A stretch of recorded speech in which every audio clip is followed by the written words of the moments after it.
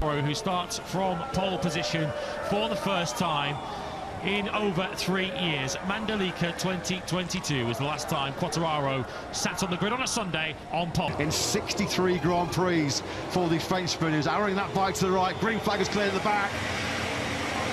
Lights out, we're racing in MotoGP here in the Grand Prix of Spain. Not a clean getaway at all by Marc Marquez, was it? He's going backwards into fourth place. Was that whole shot device engaged for the number 93? Aggressive he is on the inside now of Alex. Quartararo, though, it is, they've got the whole shot. Bagnaia trying to get aggressive on the inside of turn 2. Quartararo leads, Bagnaia second. It was not the perfect launch for Marquez. And not a good start either for one of those VR46 Ducatis. That is Frankie Morbidelli dropping backwards. Maverick Vinales is still there in the top 6, in fifth place. Marc Marquez goes straight through on Pecco Bagnaia, is he? He's trying to go around the outside into turn 5. That'd be brave. Oh, red on red. How close was that coming through the high-speed left-hander of turn 4?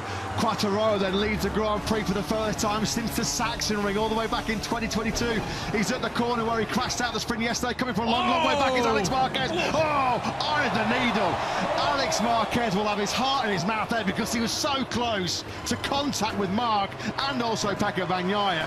That's dropped the 73 back down to, well, outside of the top 5. Oh, Marc Marquez straight at the inside of Bagnaia into turn 7. That is a brave move. Bagnaia then drops behind his teammate, but he wants it straight back again. Oh, listen to the crowd. They are on their feet. They're already crying themselves hoarse. Through turn 10 we go. Bagnaia and Marc Marquez leading each other. We saw this in the Grand Prix later last year. Oh, there's contact. What a first lap this has been here in Jerez. Drama to the extreme. Fabio Quartararo clearing off at the front of this Grand Prix. Bagnaia and Marquez have had, what, 4 or 5 aggressive overtakes on this first lap alone. A first lap for the ages here in the Spanish Grand Prix, which will be led by Fabio Quartararo. Bagnaia looking for his 4th success. And Marquez, the crowd are on their feet outside our main grandstand here. I'm not quite sure they can see what they've seen so far. Oh.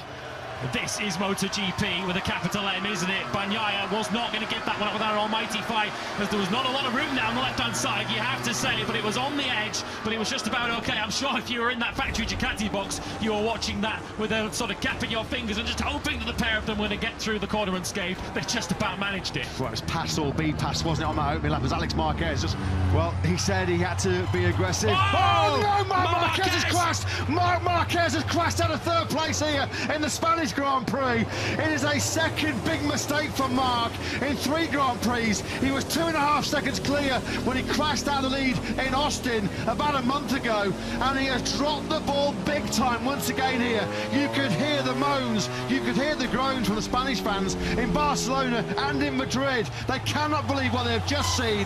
Through turn 8, Marc Marquez goes, tries to pick it up with his elbow, but he craves into the gravel trap in a cloud of dust. And now this has completely changed the game in terms of the Spanish Grand Prix and the World Championship. Can you believe it? Well, it's not often I'm speechless, but last time Marc Marquez left an open goal. Can he do the same again? Here comes Alex. He's going to be aggressive on the inside of Bagnaia into turn 13. That's lovely. That is a beautiful textbook move by Alex on the brakes into that.